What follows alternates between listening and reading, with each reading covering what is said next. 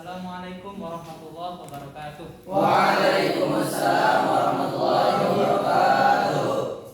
Kaifa halukum jami'an? Alhamdulillah kita baik. Halukum sa'id? Sa'id al-mubarak. Taban. Qabla bidayati dirasah, ismahu li an u'arifa lakum nafsi. Ismi Muhammad Azza Azharul Wafa, tunadunani Azza. Wa aqumu huna amamakum uridu an u'allima ilaikum jami'an an maddatin nahwi. Maddatin nahwi. Yani fi maddah mubtada khabar. Araftum mubtada wa khabar? Arafna. Idza kuntum araftum fa nahnu nuridu an nu'ammiqa hadhil maddah. Aina. Idan litashilan li wa tafhiman lakum sa'antit bil lughatil Indonesia papat. Nah, idza ana ubayyid bil lughatil arabiyyah anin nahwi akhafu annakum la tafhamuna kalami. Idan uridu an u'allima ilaikum wa atakallama ilaikum bil lughatil Indonesia papat. Nah, anil mubtada wal khabar. Ma huwal mubtada? Ismun marfu'un fil awal jumlah. Al mubtada.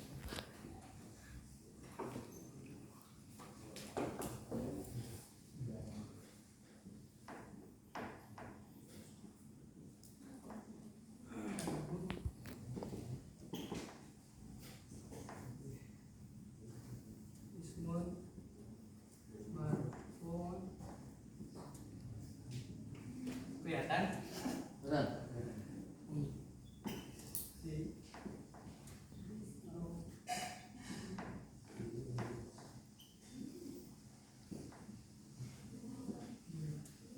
Ada yang tahu pengertian lain dari mubtada?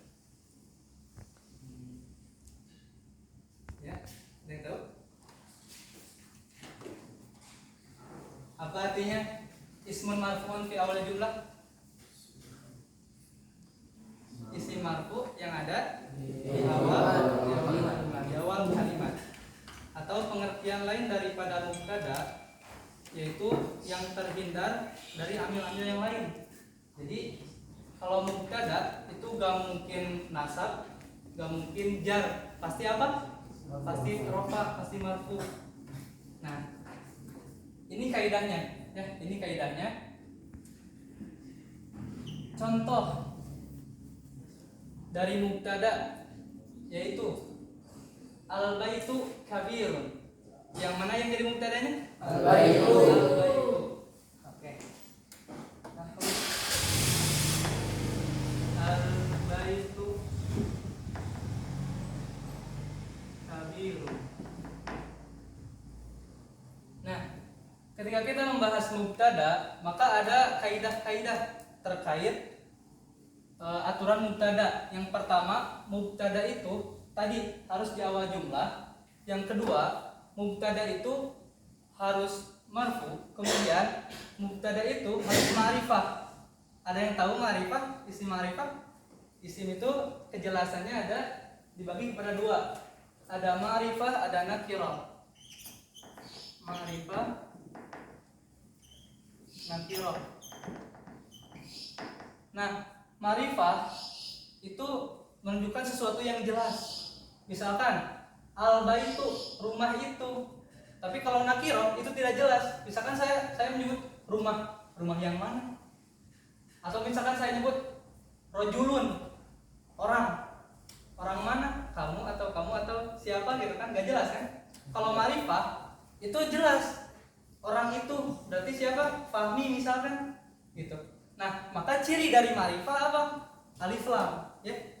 Ciri dari ma'rifah alif lam. Maka al-baitu pakai alif lam enggak? Oke. Masuk ke ciri mubtada enggak? Masuk ke syarat mubtada, ya. Al-baitu kabirun. Sekarang khobar.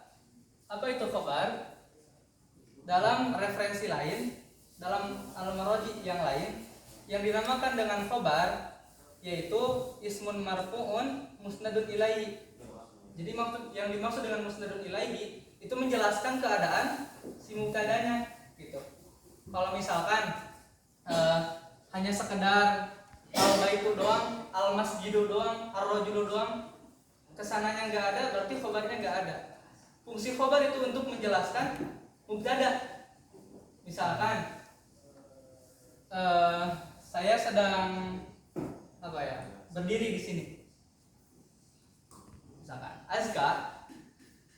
azka itu sudah termasuk ma'rifah ya, sudah termasuk ma'rifah karena nama. Sedang berdiri, yakumu. Nah, yakumu itu menjadi khobar, ya, yakumu menjadi khobar. Jadi nanti kaidah daripada khobar yaitu secara umumnya untuk menjelaskan keadaan mubtada, oke? Untuk menjelaskan keadaan mubtada, baik berupa isim atau fi'il, gitu ya. Baik berupa isim atau fi'il. Kalau tadi al baitu kabirun, ini khobarnya isim atau fi'il? Isim. Kenapa sebut isim? Karena ada tanwin, gitu ya. Kalau misalkan sekarang diubah al mudarrisu,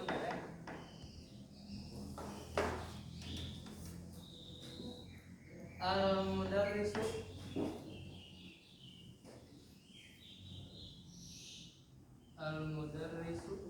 gitu ya. Al mudarrisu misalkan sedang berdiri, ya kan? Yakumu. Nah, yakumu ini menjadi apa? Khobar. Menjadi khobar, menjelaskan keadaan si mudarris. Tapi bentuknya ini fi'il. Jadi nanti khobarnya itu berbentuk jumlah fi'liyah, gitu ya. Kalau misalkan kalian ditanya kenapa yakumu menjadi khobar, di sini itu menjadi jumlah fi'liyah. Jumlah fi'liyah itu apa? Ada yang tahu? Ada Minal fi'li wal ismi. Jadi fi'il itu fi'il gitu ya. Fi'il dulu baru isim. Jadi di dalam yakumu itu ada fa'ilnya, ada fi'ilnya. Si fa'ilnya siapa? Mudaris. Jadi huwa ya di sini. Huwa. Terus fi'ilnya apa? Koma yakumu. Koma yakumu. Koma yakumu. Nah, nanti gini dalam i'rabnya, wal jumlatu minal fi'li wal fa'il fi mahalli raf'in, dalam keadaan rofa. Ada.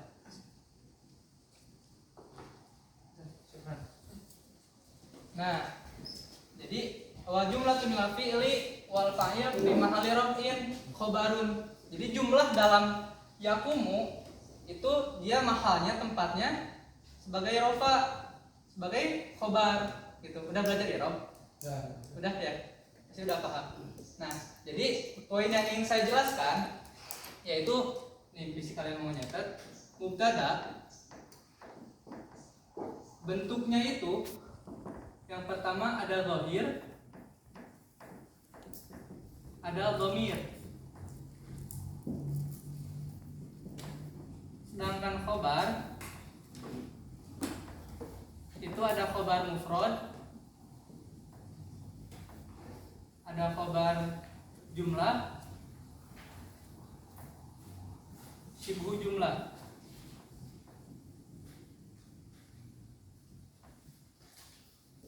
Mubtada dhahir contohnya selain masjid dan bait apa ya kira-kira? Al-fasl. Oke. Al-fasl. Al-fasl.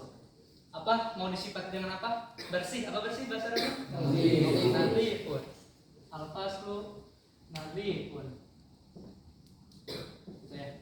Sekarang dhamir. Apa coba? Dhamir apa aja?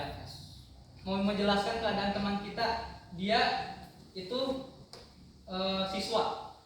Apa bahasa Arabnya? Talibun atau tilmidun. Jadi mubtadanya pakai dhamir.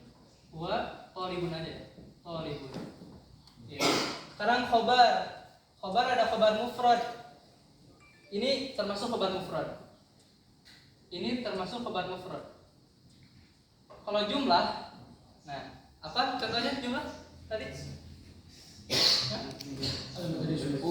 Hah? Al-mudarisu yaqumu itu masuk jumlah. Kalau syibhu jumlah itu nanti harus ada harfu jar sama dzaraf. Ini bakal jauh lagi pembahasannya. Jadi singkatnya mubtada itu ada zahir dan dhamir, kemudian khobar itu ada mufrad, jumlah, syibhu jumlah. Nanti kalian bisa buat contoh masing-masing. Kalau misalkan syibhu jumlah itu seperti apa ya? Buku itu di atas meja. Apa coba bahasa Arabnya? Nah, itu masuk ke syibhu jumlah. Di mana khobarnya? Fauqa atau ala? Ya, jadi si alal maktab, ala itu masuk dzaraf, keterangan untuk menjelaskan tempat, gitu ya. Nah, jadi nanti alal maktab susah. Ini menjadi khobarnya gitu. Kan ini harfu jar ya, harfu jar dan juga bisa jadi dzaraf. Paham sampai sini? Oke, nggak akan lama-lama karena yang juga akan mengajar kalian. Semoga bisa paham, bisa diamalkan. Karena nahwu itu nanti tentang kalian bisa memberi contoh gitu ya. Cukup sekian yang dapat disampaikan. Assalamualaikum warahmatullahi wabarakatuh. Waalaikumsalam warahmatullahi wabarakatuh. Syukran al-Assalamualaikum warahmatullahi wabarakatuh.